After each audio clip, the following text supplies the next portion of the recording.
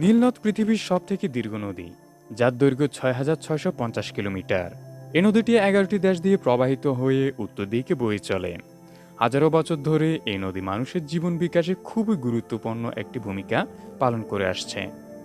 কিন্তু এর অন্ধকার পানির নিচে কিছু এমন রহস্য লুকিয়ে আছে যা আজ পর্যন্ত বিজ্ঞানীদের হতভম্ব করে রেখেছে।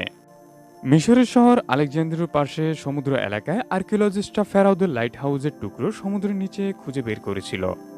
এই লাইট হাউস পুরনো যুগের সপ্তম আশ্চর্যের একটি ছিল, যা ভূমিকম্পের সময় ১৪০০ খ্রিস্টাব্দে ধসে গিয়েছিল। এ এলাকাতে ক্লিওপেট্রার মহল পাওয়া গিয়েছিল, যেখানে স্প্যাংস, কলামস আর মূর্তিও পাওয়া গিয়েছিল। নীল নদের পাশে থনেস হারাগ্লিয়ন নামের একটি শহর অবস্থিত ছিল। এই শহর একসময় অনেক ব্যস্ততম বন্দর ছিল, তবে ৮০০ খ্রিস্টাব্দের কাছাকাছি এটি পানির তলায় ডুবে গিয়েছিল। এ ধ্বংসযজ্ঞে নীলনদকেও সমুদ্র ডুবিয়ে দিয়েছিল। ২০০০ সালে এই শহরকে দ্বিতীয়বার নদীর নিচে খুঁজে বের করা হয়। সেখান থেকে বিজ্ঞানীরা শাশ্বত নৌঙ্গ, সোনার কয়েন আর ইজিপশিয়ান দেবতাদের মূর্তি খুঁজে পায়। এখান থেকে একটি ৫ মিটার লম্বা মূর্তিও পাওয়া যায়। এটি কোনো সাধারণ মূর্তি ছিল না, বরং এটি ছিল হাফিনামি দেবতার মূর্তি। এ দেবতাকে গড অব দ্য নাইলে বলে থাকে।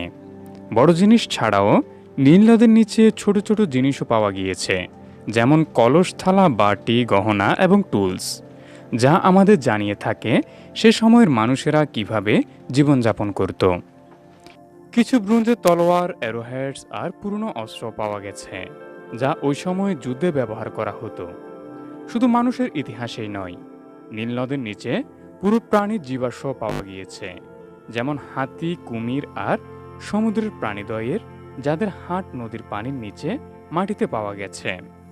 বিশ্লেষকদের মতে আমরা শুধুমাত্র ৩০% মিশরীয় ইতিহাসে জানতে পেরেছি, বাকি সবকিছু এখনও নদীর নিচে লুকিয়ে রয়েছে।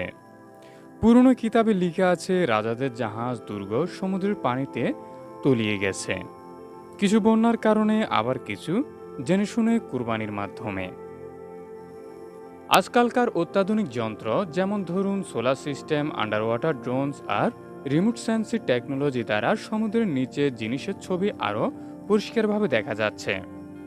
এসব যন্ত্রের মাধ্যমে নতুন নতুন রহস্য সামনে আসছে, যা খুঁজে বের করা কখনো সম্ভব বলে মনে করা হতো না।